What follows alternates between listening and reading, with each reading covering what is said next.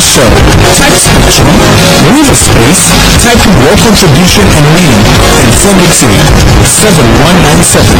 Your views, our interviews on Spectrum, Radio 1 FM 90. Welcome to this is Spectrum Radio. I'm the host, Edmond Kizito. Good evening on Spectrum tonight. Uganda at 52 years. What are the challenges and opportunities going forward? On Thursday this week, Uganda marks its 52nd independence anniversary. Our nation's independence is built on pillars, key among which are unity, peace, security, and now more than ever before, regional integration. Every nation that ignores these key pillars is bound to fail in her efforts to attain true sustainable independence. Our independence from Britain in 1962, Uganda was richly endowed with both human and natural resources. It had the highest seat of learning in the whole region that University, also once known as the Harvard of Africa. Uganda has for most of its 52 years been under the NRM leadership with General Museveni, retired soldier, at the helm.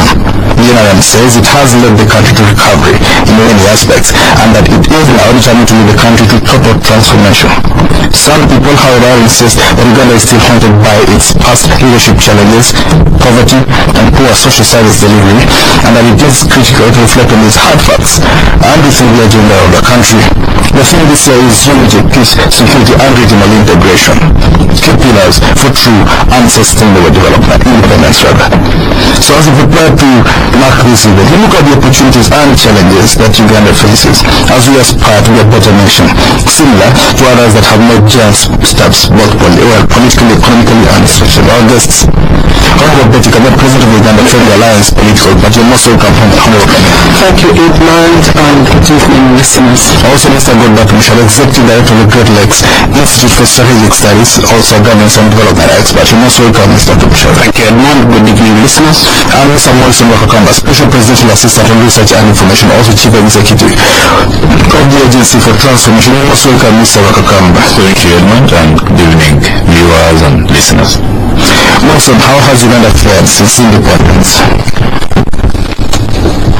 Well, you could say Uganda remains a country on a forward march.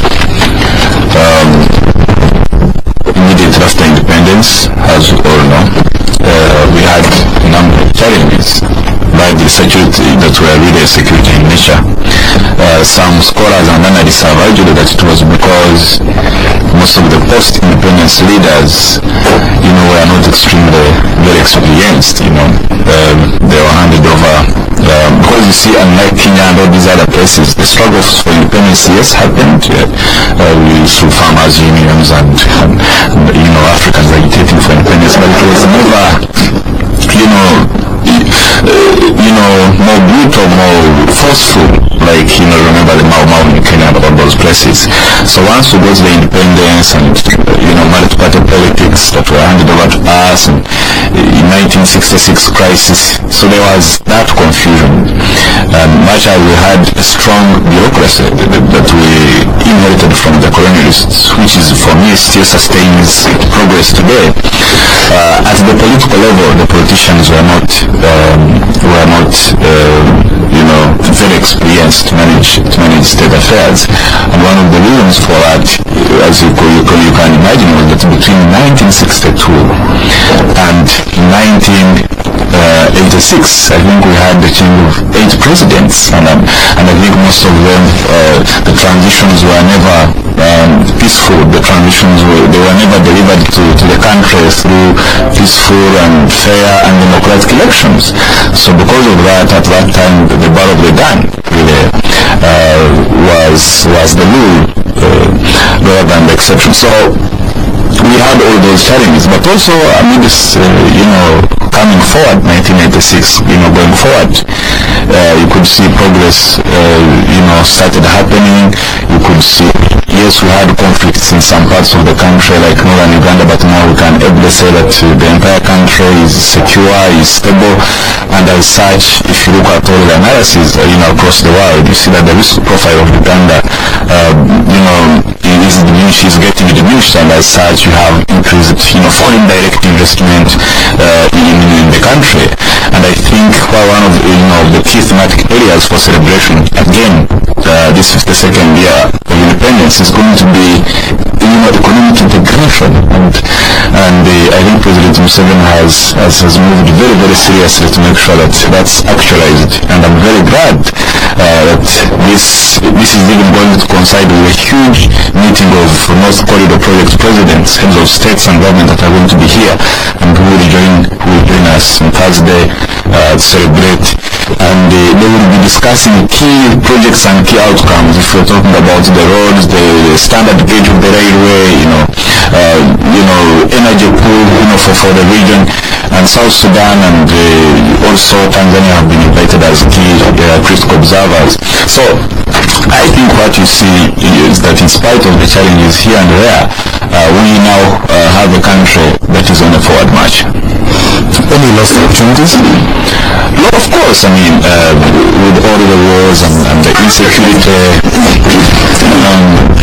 and some failures related, to corruption and in some areas breakdown of service delivery. Yes, we have had those challenges, but like I said, there is goodwill and there is determination on part of leadership to make sure that those challenges that do exist are ameliorated, that they are hamstrung, that they are removed.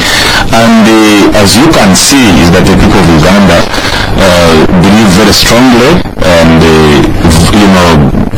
have given this point. They continue to give mandate to the current leadership because of the hope and the promise and the belief that it's the group that can deliver them to the promised land. As I told you, the journey to the promised land, you find potholes, you find roadblocks, you find zebra crossings, but we are on a journey of progress. What's the wrong rating of our journey?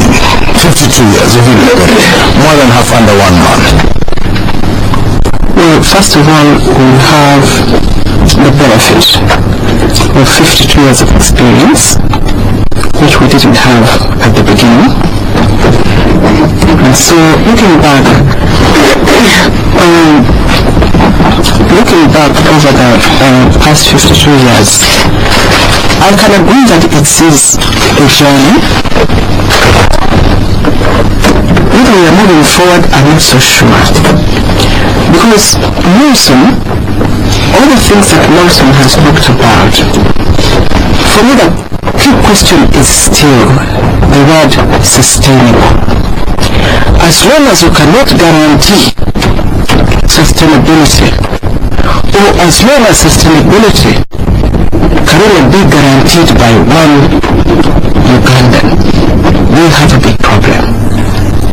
Because that's what Morrison is trying to say, and the NRM, that all the promises of transformation, of roads to come, of security, can only be guaranteed by one person. And when that one person is not there, I think that's their main campaign card right from the beginning. You want security? Vote for this man.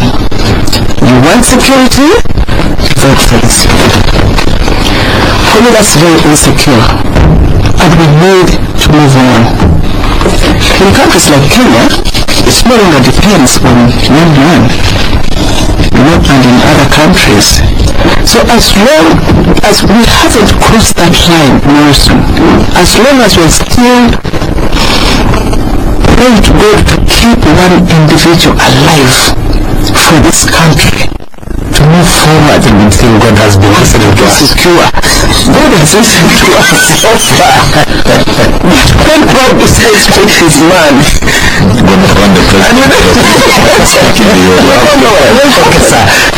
so really, and it's not with some countries like Libya, all the things that Morrison has talked about, maybe 5 years ago, was Godber still alive 5 years ago?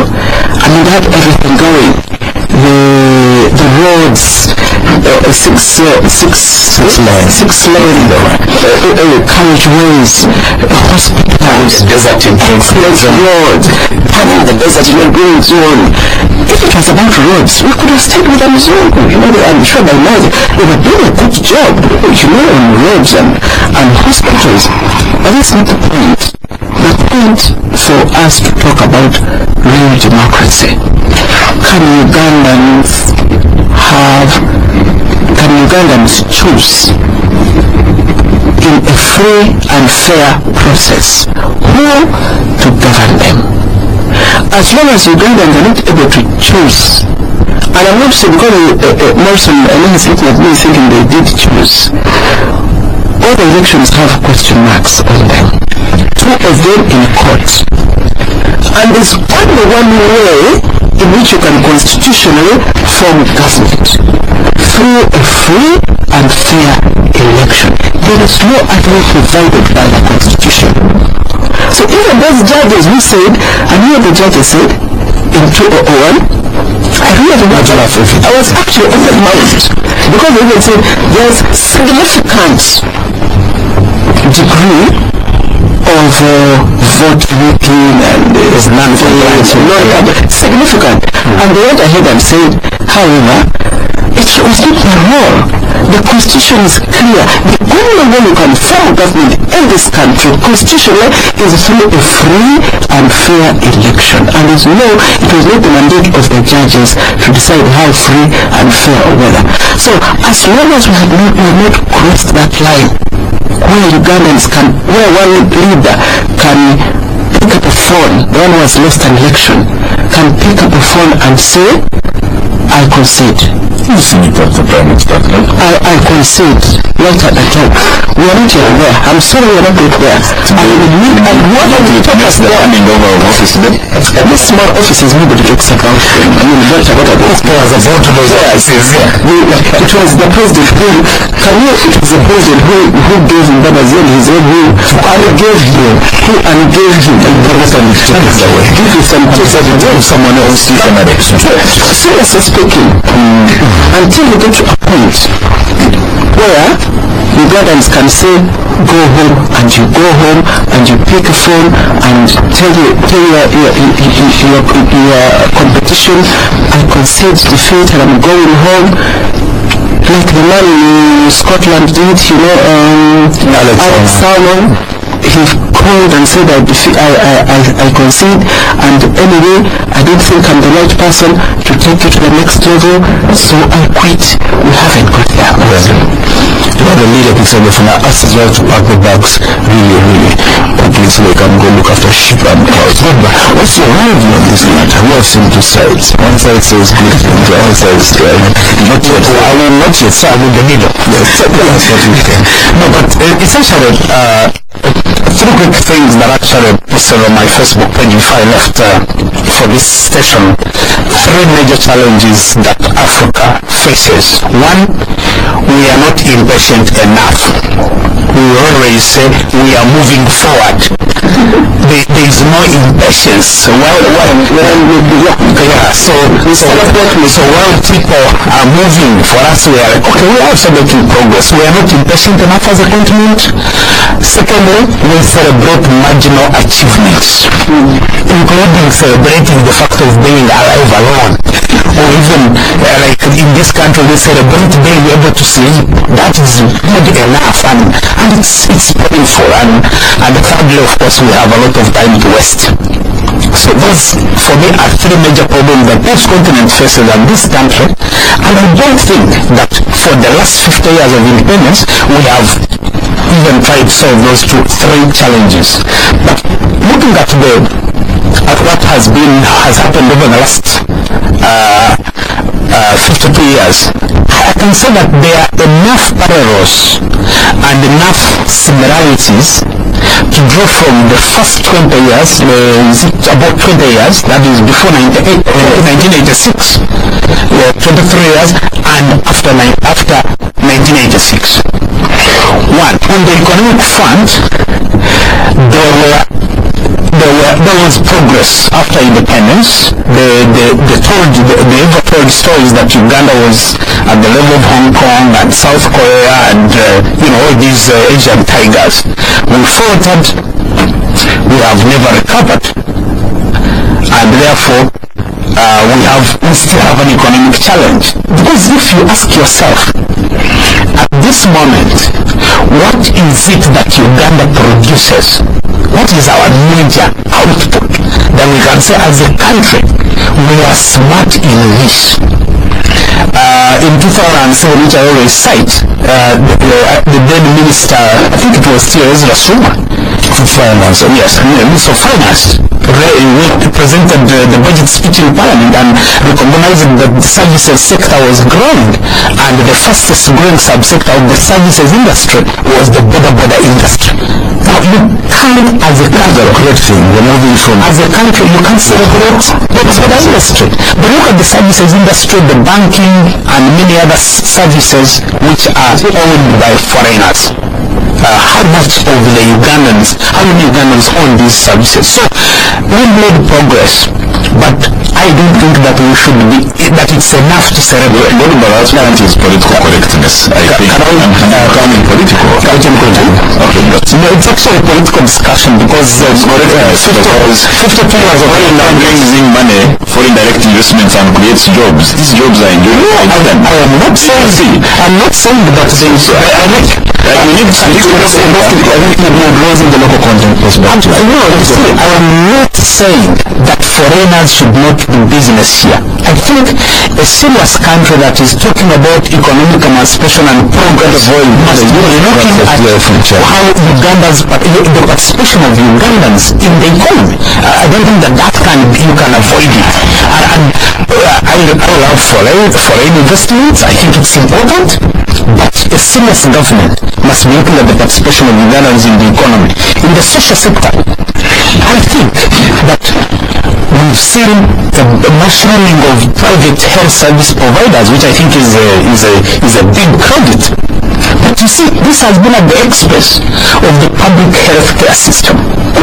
Then you look at the hospitals from the National Referral Hospital in Mulago, you go to a hospital from my home area in Mutungam, Ituzu Hospital, you've seen hospitals like Chitagata, hospitals like Kambuga, they are movies like mortuaries. You look at them and look at the degeneration and ask yourself, really, if we are making progress, does it mean that we destroy the infrastructure that we've had, so we build new infrastructure? What is our capacity to sustain? Let me make one last point. That in terms of governance, I think that I've argued time and again that great leaders are not judged by how many bridges and how many dams and how many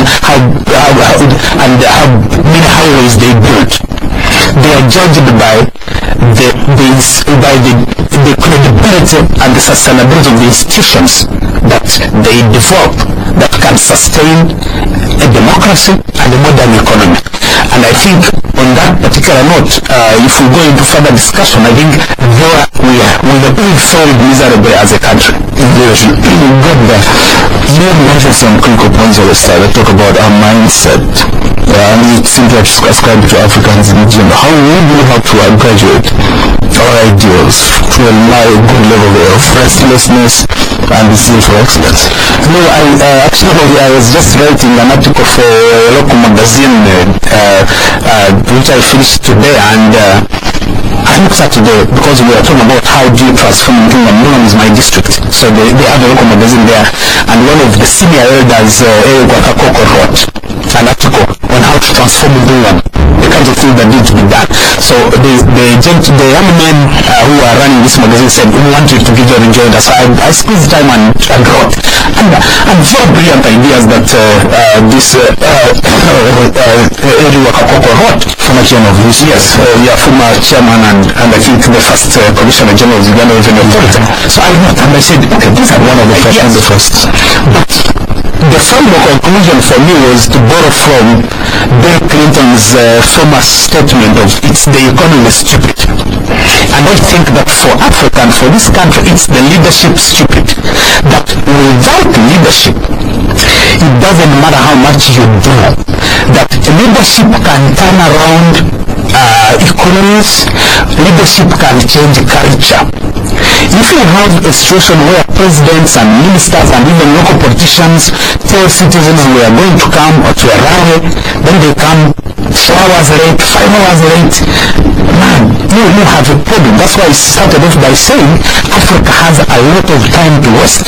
You can have thousands of people come to Rwanda and wait for Edmond Kizito for 5 hours, for 6 hours, because they have to be addressed. And ask yourself, the cumulative effect of the amount of time lost, how do you bring it as a country? It's so, for me, it's so scary that as a country, as a continent, we actually manage our time the way we do, and the leadership has not invested in changing that culture. And we know, with purposeful leadership, you can change all this mindset.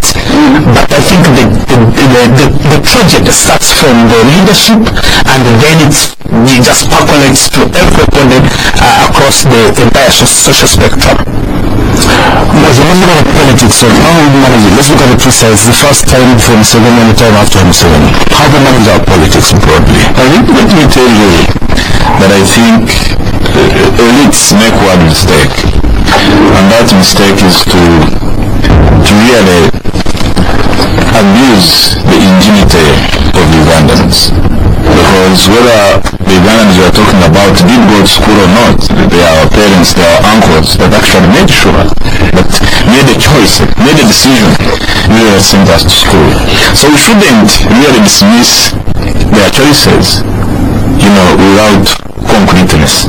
And then I want to tell you, because like Honorable Kamya talks about sustainability. You see, this sustainability was negotiated in 1994 and delivered a product that we all national constitution. The national constitution, and this national constitution is very clear on how we should be governed, but as who should govern us. And by the way, even when there are challenges, there is an arm of government called the judiciary. Where is always a recourse. And I can tell you that the opposition, that the civil society, that the private citizens and individuals have won cases in the courts of Uganda, have also lost cases in the courts of Uganda. Remember that sometimes when they lose, then that institution becomes a punching bag, and I think that's high level of pretense and dishonesty. Then the other point I really want to make is that yes, we have challenges related to employment, related to poverty, but comparatively, we are talking about economic integration. We are talking about the region. Uganda's poverty levels, you see, are below now 20%. That's on the measure. The index is the measure. I think probably, I think is it $2. Rwanda is at 28. Kenya is 29.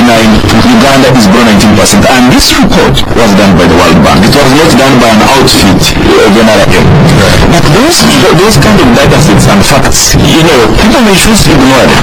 And I also need to tell listeners that since independence, it is now that Uganda as a place in the world is really at its time high. Look at how we are leading the narrative. Global narrative on climate change. You see, global narrative on post-millennium development goals agenda. Let's take a look at that. And look at the law in Geneva is the other day. Yes, and the law we have taken. Sorry, my dear. May I put my shopping bag here? Oh, no problem. Thank you. I love the new taxi park. It's much cleaner. Agreed. And speaking of clean, the session looks interesting. I've never seen it before. Look, it's the new laundry powder from Bukwano. I had to try it. Oh, is that Mama? I've heard about it. Apparently, it makes your washing smell sincere. They say this Mama washes cleaner than clean. Such a pretty sachet. Yes, and I'm told that Mama cleans and softens your washing when you need two-in-one action. My sister says the colors still bright too.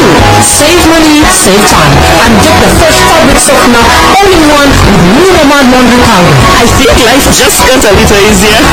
Mama knows best. Discover new Mama 2-in-1 laundry powder from Bukwano and wash cleaner than clean. Wash after wash. When you Next, book a trip from Entebbe to Dubai. Choose Fly Dubai. Our fares in economy start from just $399 returned, and they include all taxes and a checked baggage allowance. Visit flydubai.com, contact your local travel agent, or call Fly Dubai on 0414-359-392 and book your trip today. Terms and conditions apply.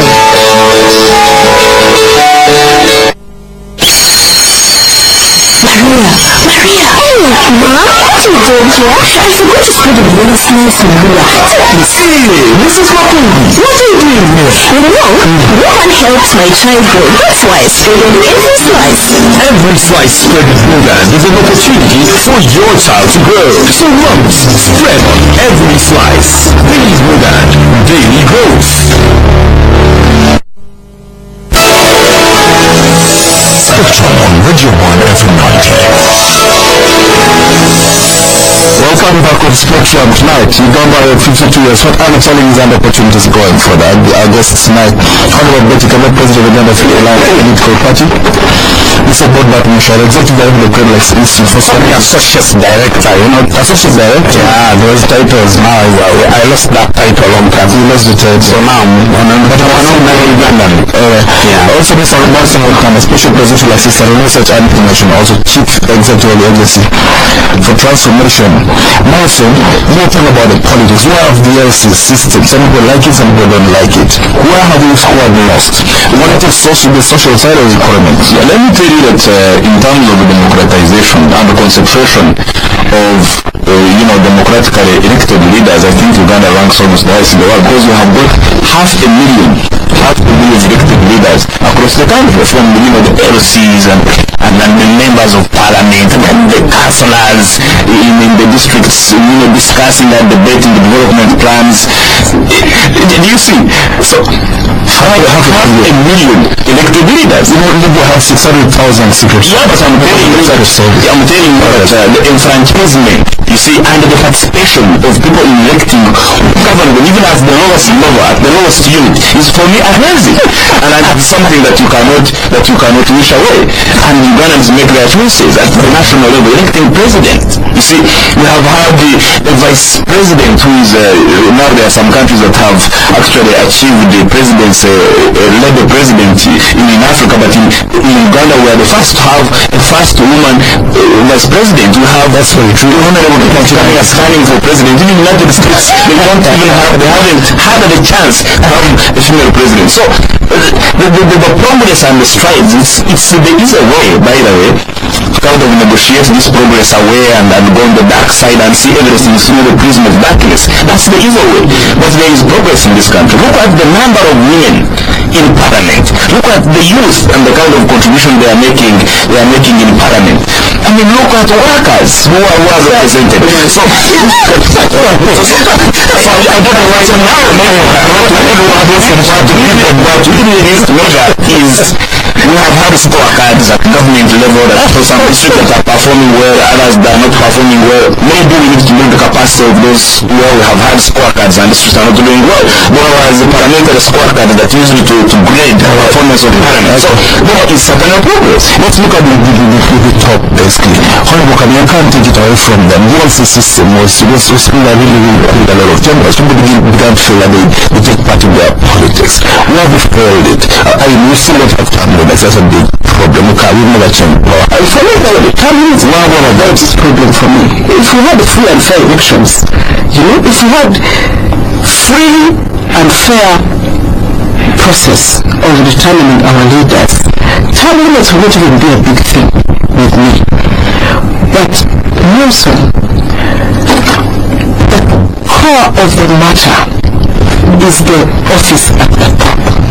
If you are allowed to do all your business, do what you want, jump and play, but don't play with one office. Or look at the chair for long. Don't play with one office. I think that's what we are talking about.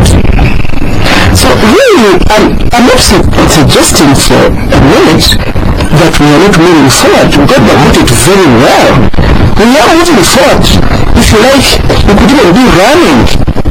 But when you reach somewhere, you know that you will have to stop there. It's like a bridge, you know, where there's no bridge, where the bridge is broken. You will run as fast as you can. But when you get there, you will not move on it because the bridge is broken. So you can have all those 5 million LCs and but if you cannot contest for the top office, then all those fantastic figures that Morrison was talking about are at the pleasure of one office, almost. You don't have any maybe. Because now when did we last have LC elections? Tell me. Who can tell us that those are our elected leaders? You voted them in. We voted them in 20 years ago. We voted them in every 5 years. What democracy are you talking about? Why don't we have elected LC, those 5 LC elections, LC up to 2 elections, you know, every 5 years. We had them 20 years ago.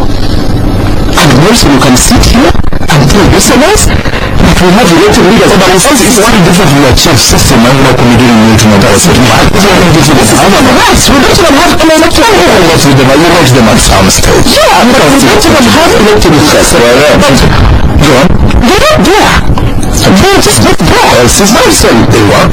They're just not there. They work illegally. They have posters. They work illegally. But you want to just talk about the economy. Just allow me to talk about the economy. At the time of independence in 1962, 90% of the population of Uganda were said to be farmers, subsistence farmers. And they contributed 80% of the economy, 90% of the economy. Basically, tea, coffee, from tea, coffee, and cotton. In the mid-90s, still those 80% were still stuck in farming as subsistence farmers, but their contribution had fallen to 40%. Not services, mobile farms. Now, in 2010, 2012, according to the present state of the nation, 80% of Ugandans were still stuck in farming, but their contribution to GDP was about 17%. What does this say? This says that 15% of the population of Uganda contribute 80% of the economy, and 80% contribute 15%. In other words, it's unemployment, massive.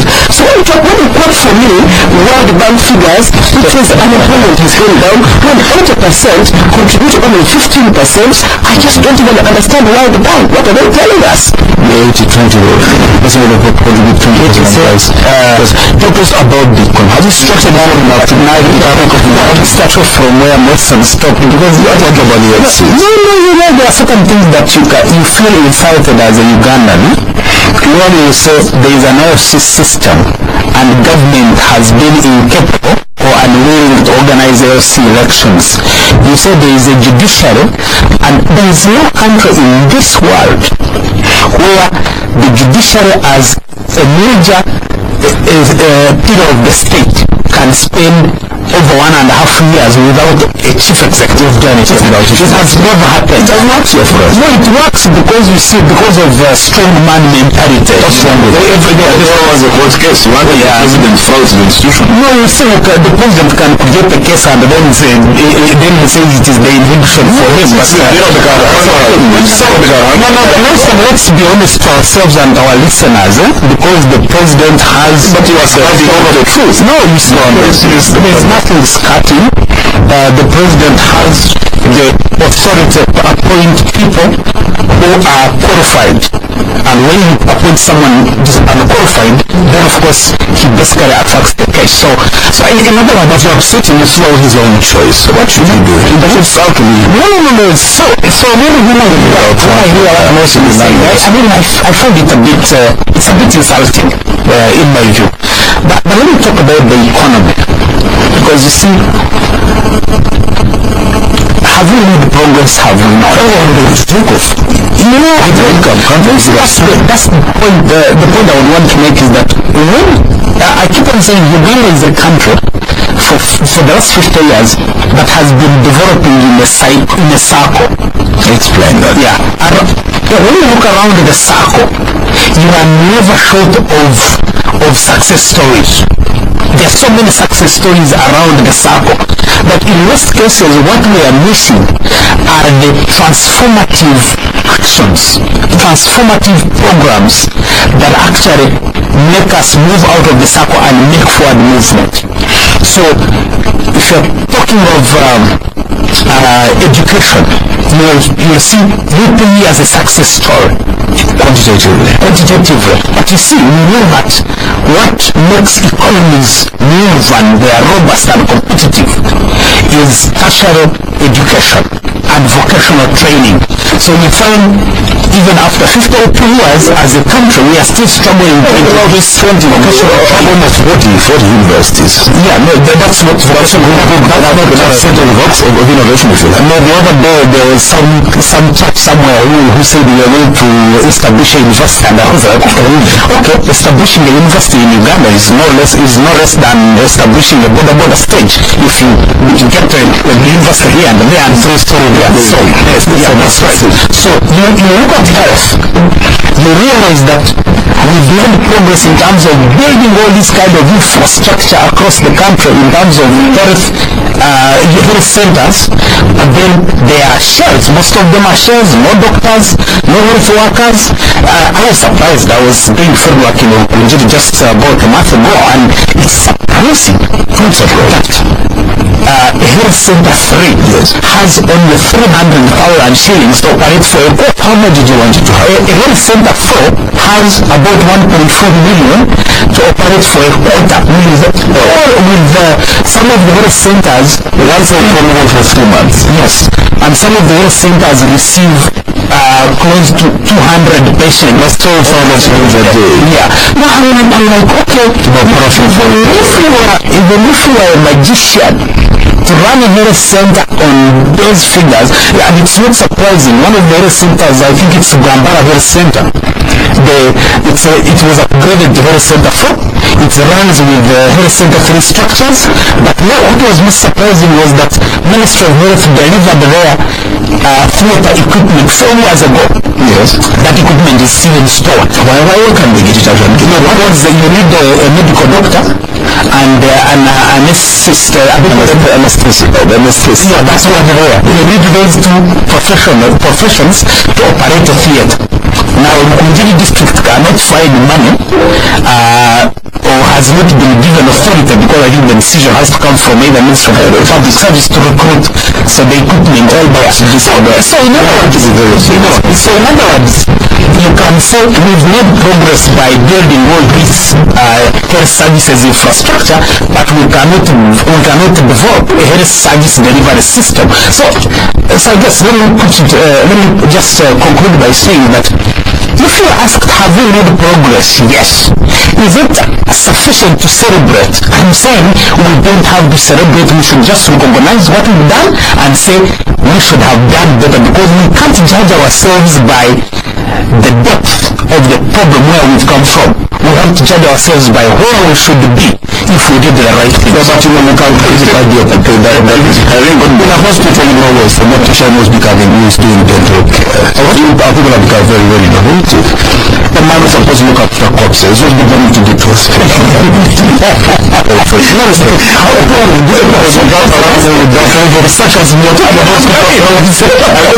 That's amazing.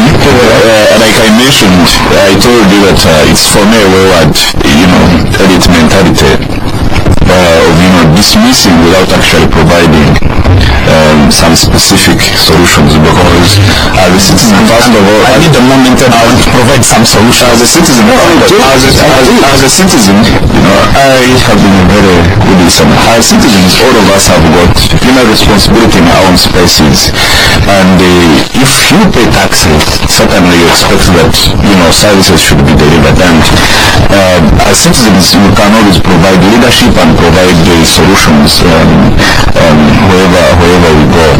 But let me say that GDP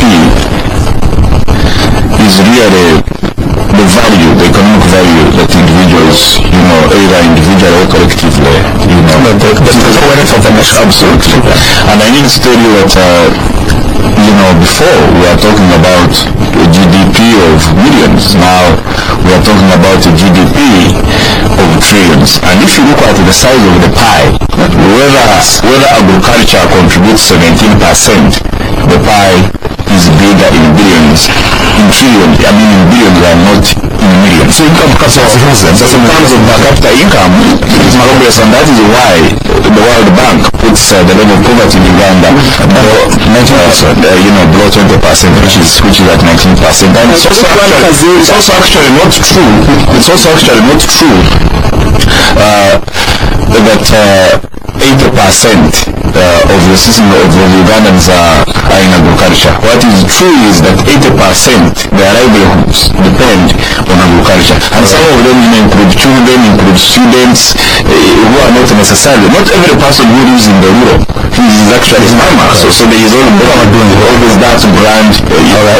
That brand misunderstanding. No, healthcare is a very serious issue, and the government is really keen to have, like now there is something they call last mile delivery, to make sure that that's medicines in which the health center before, medicines will be sent from Kampala and they will not reach Kampala and all those places. And the government has also put emphasis on preventive, on primary health care, which is the prevention. So no matter when we talk about the treatment, it's important to actually put much more resources. They say prevention is better than cure. This is